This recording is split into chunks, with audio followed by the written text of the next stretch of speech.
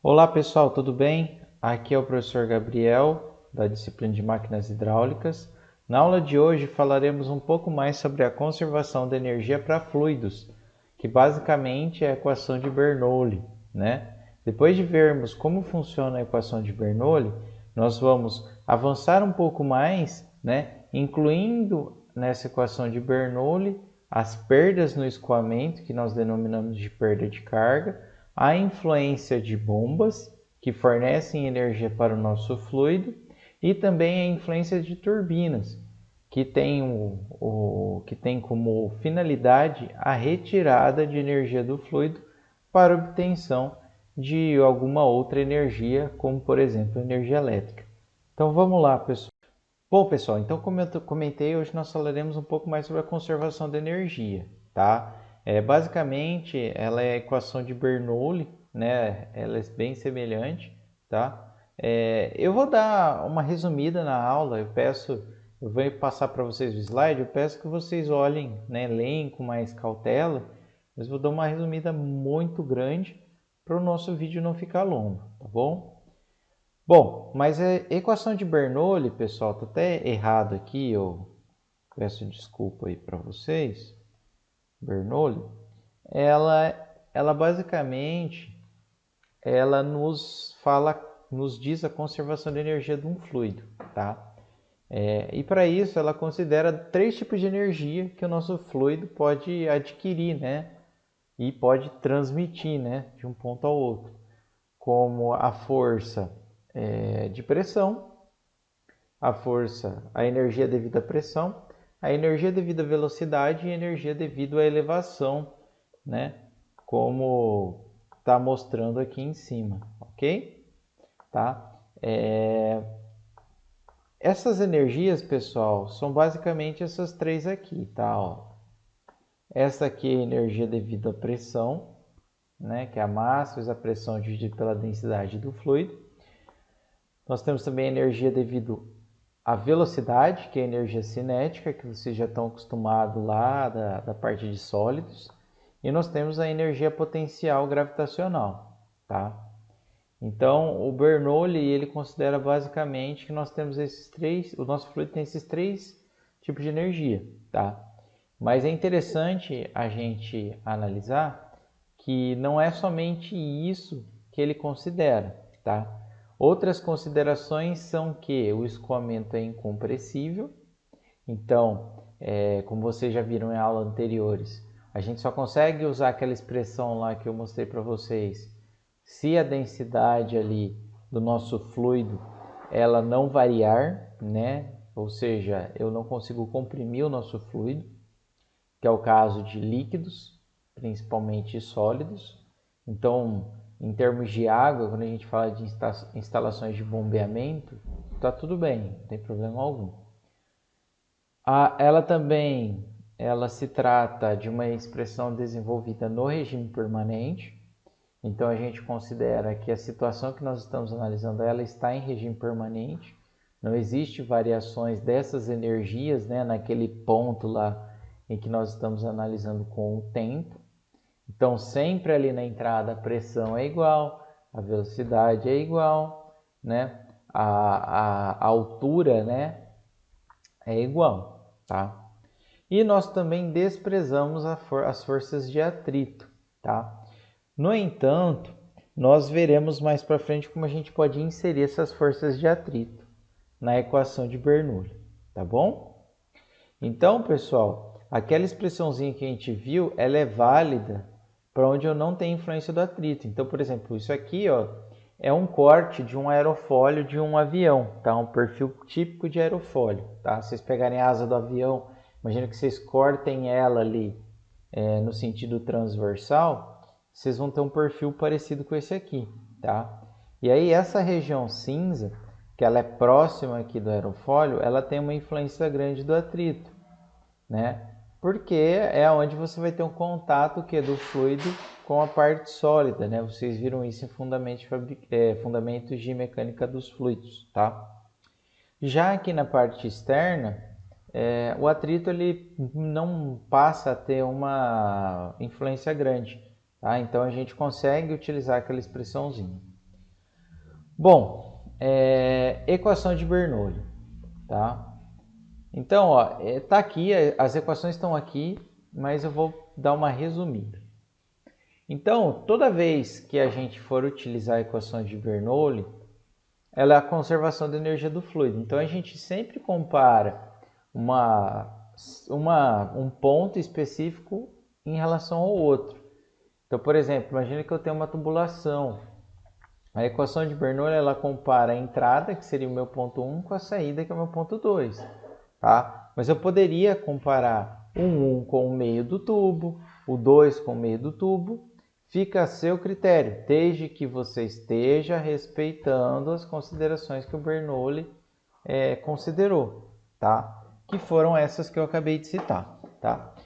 Essa equação de Bernoulli, pessoal, basicamente o que ela nos diz, né? Vou escrever aqui, que a energia em um ponto é igual ao do outro, tá? Então, toda aquela expressãozinha lá que a gente tinha, deixa eu jogar isso aqui um pouco para baixo, pessoal, para facilitar. Que essa aqui de baixo, ó, tudo isso aqui, ó, é que eu não estou conseguindo selecionar, mas o M, o P, vou fazer o seguinte, deixa eu dar um corte, que eu acho que aqui fica melhor. Então, ó, o que nós temos basicamente aqui, pessoal? Que tudo isso aí, toda essa energia no ponto 1,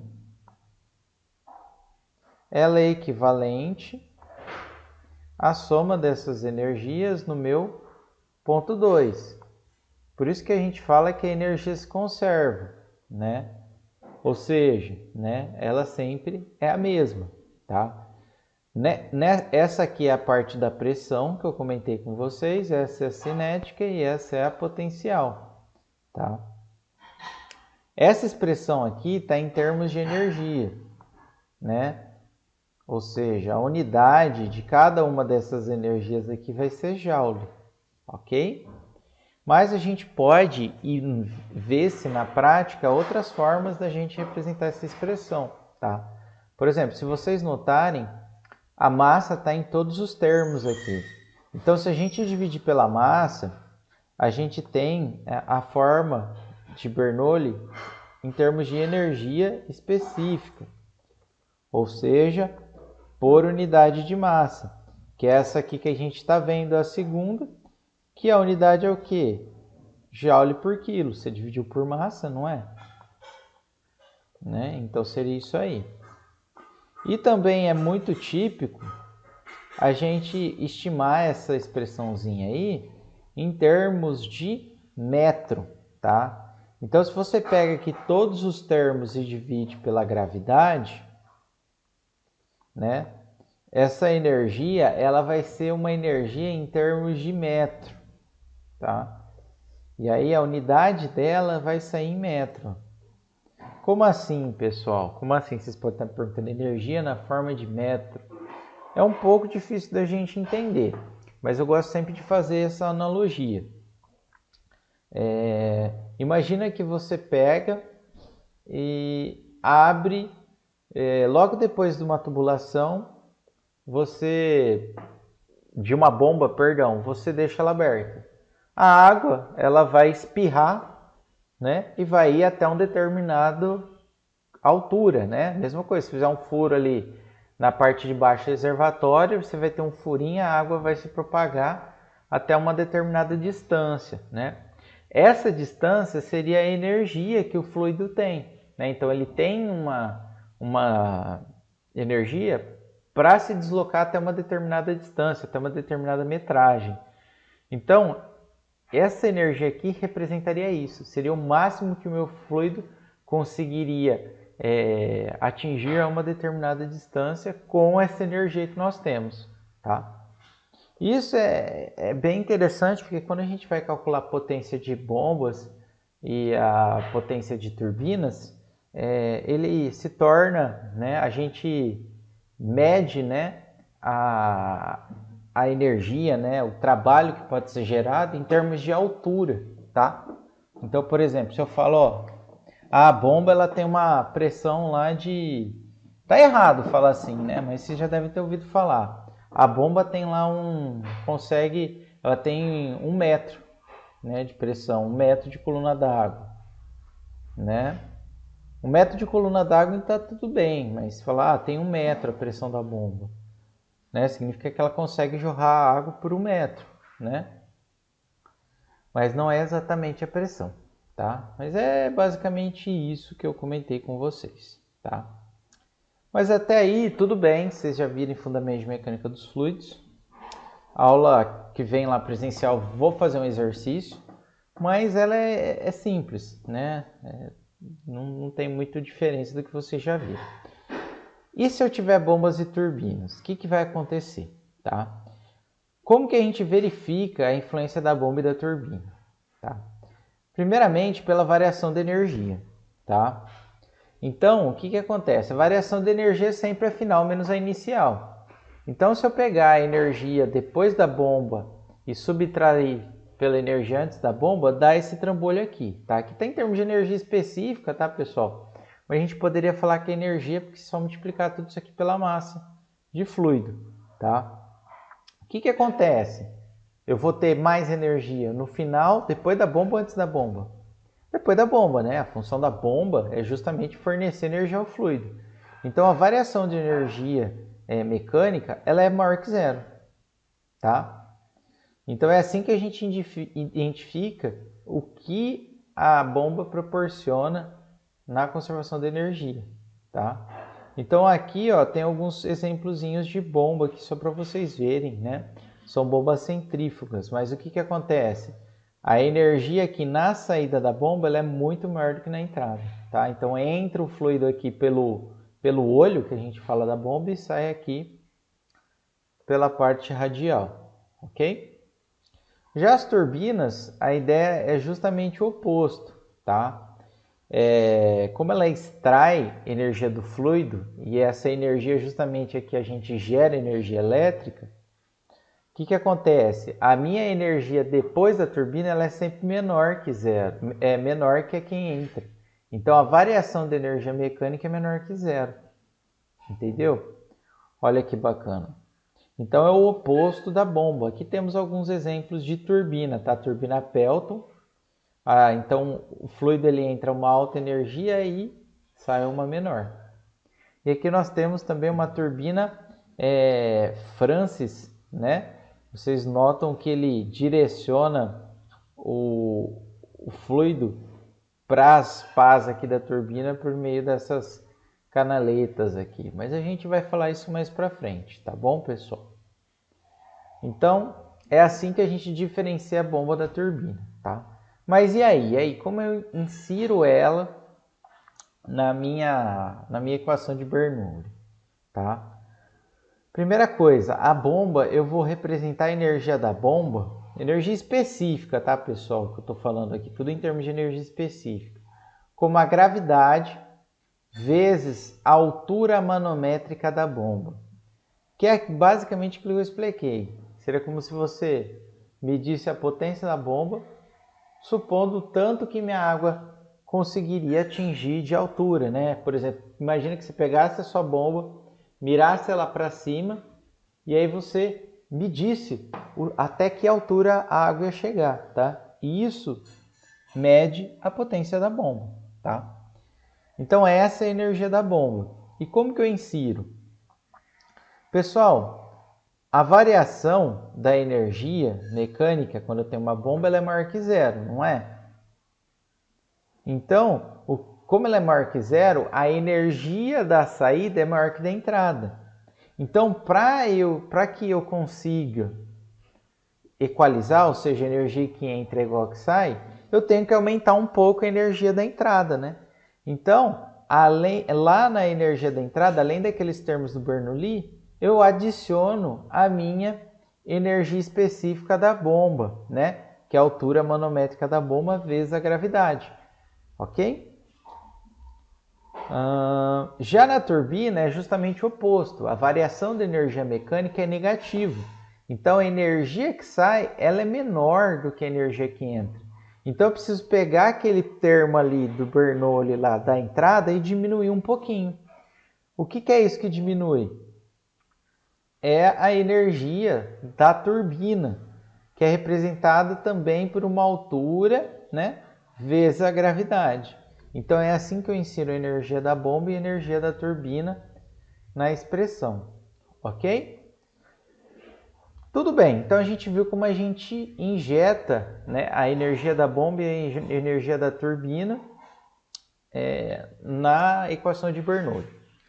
E como que eu faço para achar a potência da bomba, que é o que normalmente mais importa quando a gente vai selecionar ela, né? Você vai lá no catálogo, o cara não vai falar a altura manométrica da bomba é tal. Pode até falar, mas normalmente falar é uma bomba de 2 CV, é uma bomba de 2 HP, né? Então como que eu calculo?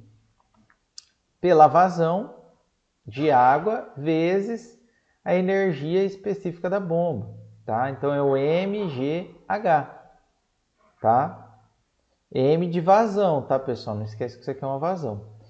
Desmembrando aqui a vazão entre densidade e vazão volumétrica, nós podemos juntar a densidade com a gravidade, formando o peso específico que vocês viram lá em Fundamentos de Mecânica dos Fluidos, que é o ρg, vezes a vazão volumétrica vezes a altura manométrica da bomba, tá?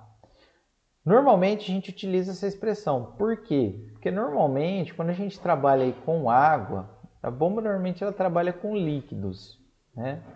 Normalmente não, ela trabalha com líquidos. Então a gente acaba não falando muito em termos de vazão de massa, mas sim em vazão volumétrica, né? Porque a densidade é sempre constante, ela não vai importar muito para a gente. Então é mais comum a gente estimar a bomba, a potência da bomba em termos de vazão volumétrica, tá? Beleza, mas é isso que minha bomba consome de energia? Não, pessoal, cada bomba possui uma eficiência, tá? Que a gente vai ver futuramente como a gente consulta, né? Basicamente, ou estima, né? Consulta nas normas lá, né, do fabricante, nas especificações técnicas, né, da bomba, ou a gente estima, calcula, tá? Mas aí o que realmente vai ser a potência real da bomba vai ser aquela que a gente pega lá do Bernoulli dividido pela eficiência dela, pelo rendimento dela. E esse rendimento é sempre menor que 1, de tal forma que ela sempre vai consumir mais energia do que essa que a gente achou, tá? Por quê?